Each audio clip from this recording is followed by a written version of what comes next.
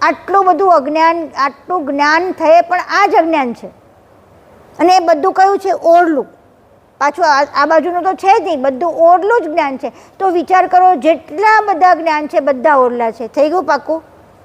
હવે આ 5 દેહોનું જ્ઞાન તમને આ બધું, આપણે બધું ભણી ગયા, તો હવે તમે બધું ભણ્યા એ બધું ઓરલું જ થઈ ગયું ને. તો એનો શું ઉપયોગ? એનું શું કામ? આજ મારે એનું કંઈ કામ નથી. શક્ય છે? છોડી શકશો?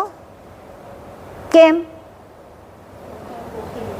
પોખેલું છે અને કર્તાએ આ દ્વારા તમને પહોંચવાનું કીધું છે કે આને છોડતા જાઓ. જુઓ અને છોડો, જુઓ અને છોડો, જુઓ અને છોડો, અને એના કર્તાને જુઓ. એટલે હવે 5 દેહનો કર્તા થઈ ગયો તો કોણ છે 5 દેહના કર્તા? પરમગુરુ સીધા આવી જાય કે હવે આ મને, હવે તમે માને, હવે એમ કે છે નિજ મમ સ્વરૂપ પંચતનુ પાડી. હવે મારું તમે મને, એટલે આ 5 દેહો તો તમે મને બતાવી દીધા. આ પંચમથી મેં આ 5 દેહો જાણ્યા છે, બાકી કોઈનામાં ખબર નથી. તો પંચમથી જ આ 5 દેહો છે એ મને જાણી લીધું ને હું એનાથી પાર છું એ પણ તમે મને કહી દીધું. તો હવે મને બતાવો આગળ, હવે આગળ શું છે એ બતાવો.